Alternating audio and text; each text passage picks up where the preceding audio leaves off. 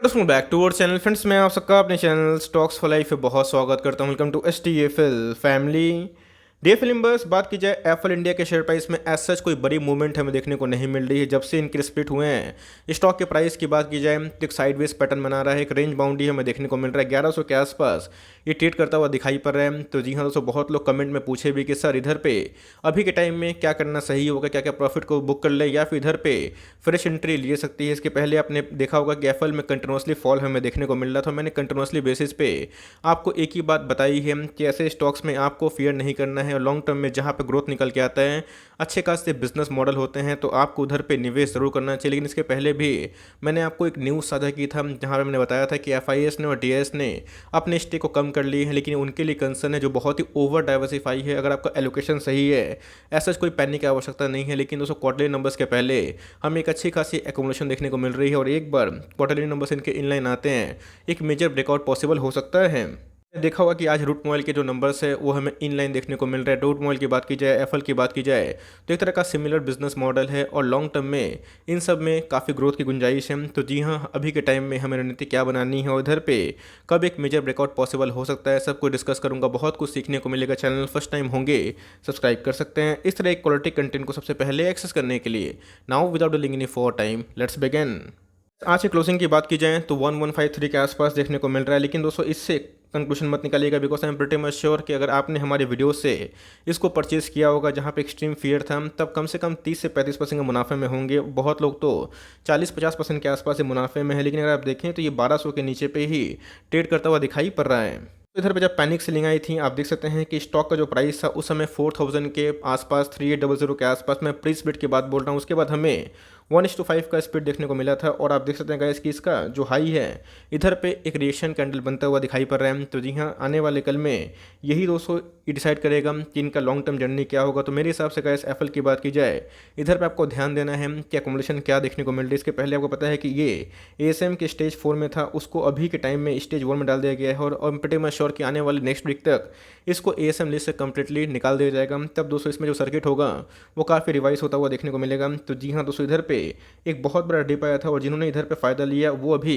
अच्छे खासे मुनाफे में बैठे हुए हैं। दोस्तों, ये वीडियो उनके लिए बहुत ही इंपॉर्टेंट होती है जो एफएल को पहले से लेके रखे हैं, और ये उनके लिए भी बहुत इंपॉर्टेंट है जो एफएल को लेना चाहते हैं। बिकॉज Q2 के नंबर्स की बात की जाए तो बहुत सारे स्टॉक्स में हमें देखने को मिले, जहाँ बहुत सारे स्टॉक्स में हमें रिवॉर्ड भी देखने को मिला और बहुत सारे स्टॉक्स में हमें पनिशमेंट भी देखने को मिला। इसके पहले मैंने आपको बताया था कि एफएल को लेके एक जो कमेंट्री निकल के आ रही है, इनके year on year revenue massive होने वाले हैं। ऑल दो क्वार्टर के नंबर की बात की जाए 3-4% का डिक्लाइन देखने को मिल सकता है ड्यू टू जैम्प एक्वेशन। ऐसा मेरा मानना नहीं है, ऐसा प्रभुदास लेधर का मानना है। लेकिन उसके बावजूद भी गैस एफएल की बात की जाए तो सालाना दर से हमें अच्छे खासे बढ़ने की उम्मीद है। कोई भी स्टॉक अपने बॉटम से 40-50% भागेगा तो भाई उधर पे एक प्राइस करेक्शन होता है, एक कंसोलेशन होता है। लेकिन अगर नंबर्स उनके ठीक आ जाते हैं तो जी हाँ दोस्तों, हमें अच्छे खासे रैली भी देखने को मिलते हैं। तो जी हाँ, देखना बनता है कि रूट मोबाइल को जो नंबर्स हैं वो मार्केट कैसे शेयर करेगा। ऑल्दो इसके पहले एफएल ने बताया था कि इनको पेटेंट फाइलिंग मिल चुकी है और जिसकी वजह से लॉन्ग रन में कंपनी बहुत ही एग्रेसिवली अपने एड बिजनेस में काम करते हुए दिखाई पड़ रही है।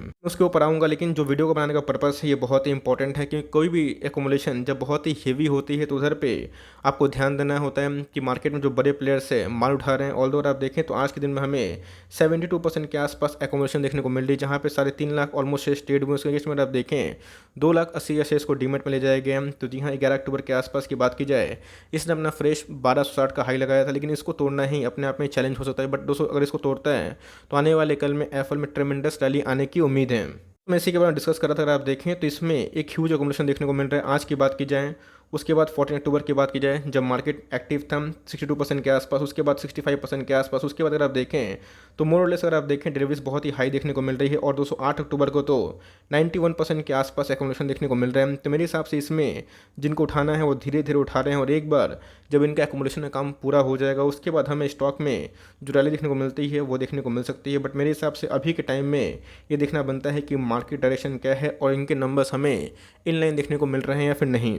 उसके पहले भी मैंने एफएल को कवर किया था, बहुत बार कवर किया था, लेकिन अभी की बात की जाए तो बहुत सारे न्यूज़ होते हैं तो उसको भी कवर करना होता है, तो इसलिए मैं रेगुलरली एफएल को कवर नहीं कर पाता। लेकिन यस, जहाँ पे हमें इम्पैक्ट दिखाई पड़ता है कि इधर पे एक ब्रेकआउट की पॉसिबिलिटी है तो मैं अपना अनबायस्ड ओपिनियन है वो शेयर करता हूँ। तो जी हाँ, 11 अक्टूबर के आसपास इनके एक लेटर फाइलिंग हुई थी जहाँ पे इन्होंने प्रेस रिलीज करके एक बात बताया था कि 5th और 6th जो पेटेंट है इनको ग्रांट हो चुका है। इसके पहले दोस्तों 3rd और 4th का ग्रांट इनको मिल चुका था। तो जी हाँ, कंपनी की बात की जाए, यूएस में अगर कोई पेटेंट ग्रांट होती है तो ये बहुत बड़ी अचीवमेंट होती है, और जिससे क्या होता है, इनके जो एड वाले बिजनेस हैं ये काफ़ी हद तक एक्सप्लोर कर सकते हैं। इसके पहले भी दोस्तों कंपनी काफ़ी एग्रेसिवली कोई चीज़ को एक्वायर कर रही थी इनके जो बिजनेस को रेवेन्यू कंट्रीब्यूट करें, और जिस हिसाब से इनका बिजनेस मॉडल है तो लॉन्ग टर्म में दोस्तों डिजिटल जो ऐड है वो बहुत ही प्रॉमिसिंग हो सकती है। और जितनी भी इमर्जिंग कंट्री हैं, चाहे आप इंडिया की बात की जाए या फिर इंडिया के बाहर वाली जितनी भी डेवलपिंग कंट्री है, उन सब में मोबाइल पेनिट्रेशन जो डिवाइसेस है उसका बहुत ही ज़्यादा एक मार्केट दिखाई पड़ रहा है। आई एम प्रीटी मच श्योर कि आप लॉस में नहीं होंगे। जो लॉस में थे, जिन्होंने पेशेंस दिखाया, जिन्होंने करेज दिखाया, आज उनके प्रॉफिट कन्वर्ट हो गए हैं। लेकिन मैंने क्या बताया कि मार्केट में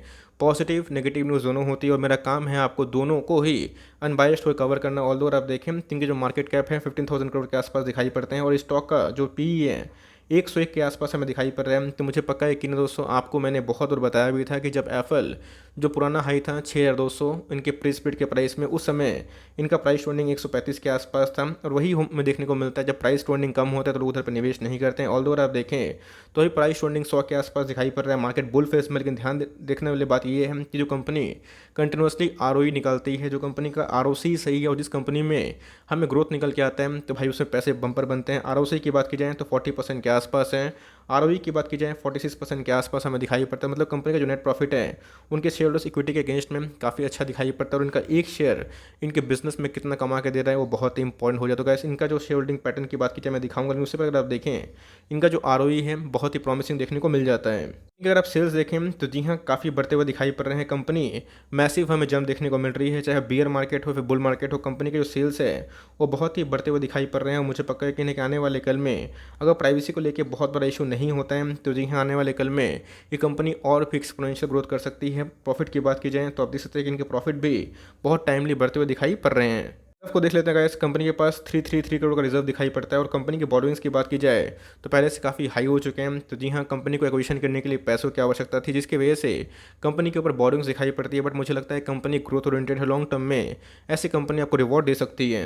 इधर पे थोड़ी सी आपको ध्यान रखने वाली बात है, बट मैंने क्या बताया कि मार्केट में जो न्यूज़ आती है मैं उसका इम्पैक्ट समझाता हूँ, और जहाँ पे साइकोलॉजी बोलती है मैं उसको अनबायस्ड टू क्लियर करता हूँ। अगर आप प्रोमोटर होल्डिंग को देखें तो 60% के आसपास है, लेकिन एफआईएस ने और डीएस ने थोड़ी से प्रॉफिट को बुक किया है। बात की जाए पब्लिक की तो वैसे उनका जो परसेंटेज है थोड़ा सा बढ़ता हुआ दिखाई पड़ रहा है। तो जी हाँ, बहुत लोग पब्लिक की होल्डिंग को देख के घबरा जाते हैं, बट मुझे लगता है पब्लिक दोस्तों अभी मार्केट को ड्राइव कर रहे हैं, और जिस हिसाब से पब्लिक की होल्डिंग बहुत सारे स्टॉक्स में बढ़ रही है ये बहुत पॉजिटिव भी है और बहुत नेगेटिव भी है। लेकिन यस, जो ग्रोथ वाली कंपनी होती है उसमें पैनिक मत करिएगा। इसके पहले भी डिक्सन में हमें यही देखने को मिला था, दीपक नेटेट में हमें यही देखने को मिला था, उसके बाद स्टॉक में हमें 50-60% के आसपास रैली देखने को मिल चुकी है।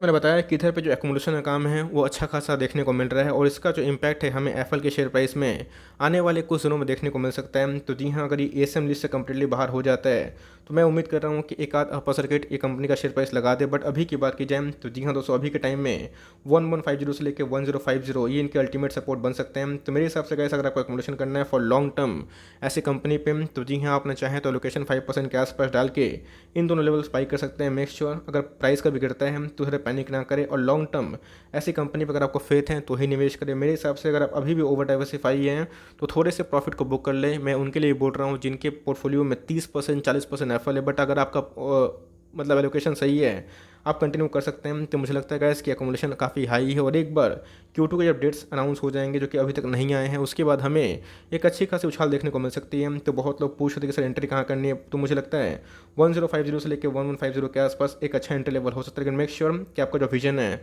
काफ़ी लंबा होना चाहिए, और कभी भी शेयर प्राइस गिरता है तो उधर पैनिक ना करें। निफ्टी ऑल टाइम हाई पे है, तो कभी भी गिरावट अगर होती है तो अच्छी खासी प्रॉफिट बुकिंग देखने को मिल सकती है। मेरा जो काम था कि पैनिक में सपोर्ट करना और आपको करेज करवा के निवेश करवाना, तो जी हाँ दोस्तों, उसमें अगर आप देखें तो बहुत लोगों ने अच्छे खासे प्रॉफिट बनाए, और बहुत लोग से एक मेगा रैली मिस हो गई है। तो मेरे हिसाब से आप चाहें तो अभी भी एसआईपी की वजह से उसको उठा सकते हैं, लेकिन अगर आपके पास ओवर डाइवर्सिफिकेशन है तो मेरे हिसाब से आपको कुछ 20-30% के आसपास प्रॉफिट बुक कर लेना चाहिए, और लिए हुए हैं एलोकेशन सही है तो एकदम होल्ड टाइट करके बैठें। बिकॉज इधर पे एक मैं मेजर ब्रेकआउट पॉसिबल उम्मीद कर रहा हूँ। देखना बनता है कि रूट मोर के नंबर्स को मार्केट कैसे शेयर करता है। अगर सही करता है तो एप्पल में गाइस हमें अच्छी खासी रैली देखने की उम्मीद है। For timing that's the end of the video. तो गाइस आपका क्या ओपिनियन है कमेंट बॉक्स में ज़रूर बताएं। सो गाइस मिलते हैं जल्दी ही, तब तक के लिए बाय।